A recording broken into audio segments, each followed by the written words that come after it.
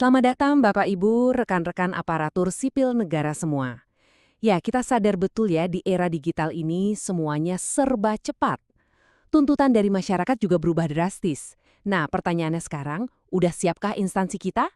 Hari ini yuk kita akan bedah tuntas strategi-strategi praktis soal tata kelola digital.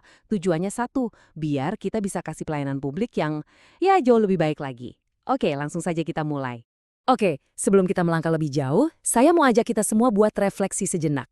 Coba deh, kita jujur-jujuran sama diri sendiri. Gimana sih cara instansi kita berkomunikasi dengan publik saat ini?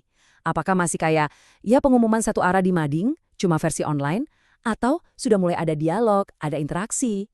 Nah, jawaban dari pertanyaan ini jujur penting banget, karena ini yang akan jadi titik awal kita untuk melangkah ke depan. Oke, jadi ini dia peta perjalanan kita hari ini. Ada 4 topik utama yang bakal kita kupas tuntas. Pertama, kita lihat dulu tantangannya di era digital ini. Terus, kita susun strateginya.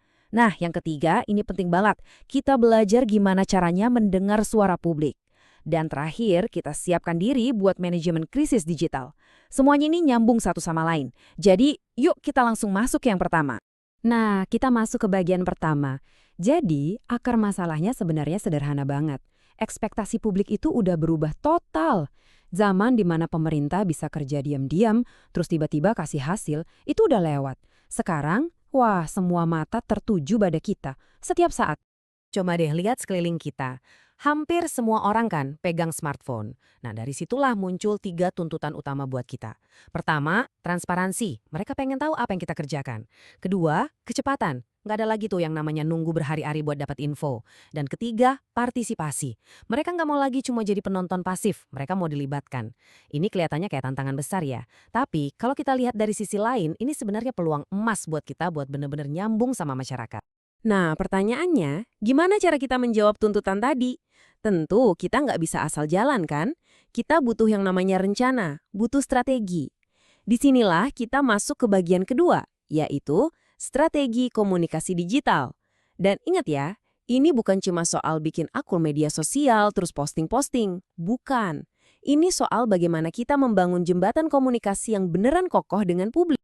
Kalau kita mau definisikan, coba deh perhatikan kata kuncinya. 2 arah. Komunikasi digital pemerintah yang modern itu bukan lagi sekedar papan pengumuman versi online, di mana kita ngomong, yang lain dengerin. Udah bukan zamannya. Sekarang ini soal menciptakan sebuah jembatan interaksi, sebuah ruang di mana kita nggak cuma bicara, tapi yang lebih penting, kita juga aktif mendengarkan. Oke, terus gimana cara praktisnya buat mulai? Gampang, kita mulai dari 4 langkah kunci ini. 1, tujuannya apa? Kita mau sosialisasi kebijakan atau mau nampung aduan masyarakat? Harus jelas. 2, kenali audiens kita. Siapa yang mau kita ajak bicara? Anak muda yang mainnya di TikTok? Atau mungkin para profesional yang lebih sering buka LinkedIn? 3, setelah tahu audiensnya, pilih platform yang pas, di mana mereka paling sering nongkrong online. Dan yang terakhir, dan ini penting, buat konten yang beneran relevan buat mereka, yang bermanfaat. Bukan cuma posting foto kegiatan seremonial ya. Nah, kalau strategi tadi udah kita jalankan dengan baik, secara otomatis kita akan sampai ke langkah berikutnya yang krusial banget, yaitu mendengar suara publik. Ini bukan lagi soal teknis loh, tapi ini soal pergeseran mindset. Dari yang tadinya kita merasa tugas kita cuma berbicara kepada publik, sekarang kita harus berubah menjadi berdialog dengan mereka. Perbedaannya ini, wah, jelas banget. Coba kita lihat ya.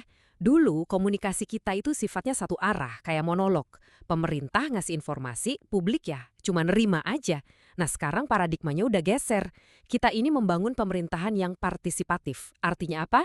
Kita yang proaktif ngajak dialog, kita undang masukan. Supaya apa? Supaya kebijakan yang kita buat nanti itu benar-benar nyambung sama kebutuhan real masyarakat di lapangan. Terus, apa sih untungnya buat kita? Banyak banget. Pertama, dengan adanya masukan dari publik, kualitas kebijakan kita pasti meningkat.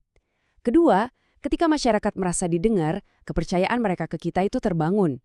Nah, kalau kepercayaan udah ada, akuntabilitas kita sebagai pemerintah juga ikut terdorong. Ujung-ujungnya, ini bisa menciptakan inovasi-inovasi baru dalam pelayanan. Ini tuh kayak siklus positif yang nguntungin semua pihak. Oke, dialog, partisipasi. Kedengarannya bagus ya, tapi tentu aja keterbukaan di dunia digital itu ada risikonya. Dan inilah yang membawa kita ke bagian terakhir yang jujur aja sering bikin deg-degan, yaitu manajemen krisis digital. Kenapa? Karena di ruang publik online yang super cepat ini, mau nggak mau setiap instansi harus siap siaga menghadapi gejolak yang kadang nggak terduga. Coba kita renungkan kutipan ini. Di era digital, satu informasi salah atau cuitan negatif dapat dengan cepat menjadi krisis kepercayaan publik. Ini bener banget kan? Kita semua tahu betapa luar biasanya kecepatan informasi menyebar sekarang. Satu aja hoax atau bahkan satu keluhan di media sosial yang kita cuekin itu bisa meledak dalam hitungan jam. Dan kalau udah begitu, bisa jadi krisis kepercayaan yang wah susah banget buat diperbaiki. Jadi, kalau amit-amit krisis itu datang, apa yang harus kita lakukan? Jangan panik. Ingat aja 4 prinsip utama ini. Pertama, cepat dan tanggap. Jangan nunggu lama, jangan biarkan isunya jadi bola liar. Kedua, transparan dan jujur. Kalau memang kita salah, ya akui. Publik lebih menghargai kejujuran. Ketiga, tunjukkan empati.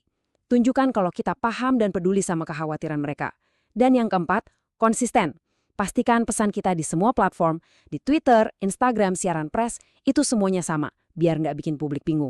Oke, kita udah sampai di penghujung pembahasan. Jadi kalau kita tarik benang merahnya, semua yang kita bahas tadi, mulai dari tuntutan kecepatan, transparansi, sampai risiko krisis digital, itu semua jangan kita lihat sebagai beban ya. Justru sebaliknya, anggaplah ini semua sebagai sebuah peluang emas. Peluang buat kita bertransformasi dan jadi pelayan publik yang jauh lebih baik lagi. Jadi, kalau ada 3 hal yang paling penting untuk kita bawa pulang hari ini dia poinnya. Pertama, strategi digital itu sekarang udah jadi keharusan, bukan lagi pilihan, wajib. Kedua, kunci untuk membangun kepercayaan publik itu ya dialog 2 arah, nggak ada cara lain. Dan ketiga, kesiapan kita menghadapi krisis digital itu adalah cerminan dari tata kelola pemerintahan yang baik dan modern. Dan sebagai penutup, saya ingin meninggalkan Anda semua dengan satu pertanyaan untuk direnungkan. Setelah kita membahas semua ini, coba pikirkan, langkah digital konkret apa? Sekecil apapun itu, yang akan Anda dan instansi Anda ambil besok. Ingat ya, perubahan besar itu selalu dimulai dari satu langkah kecil yang kita ambil hari ini. Terima kasih.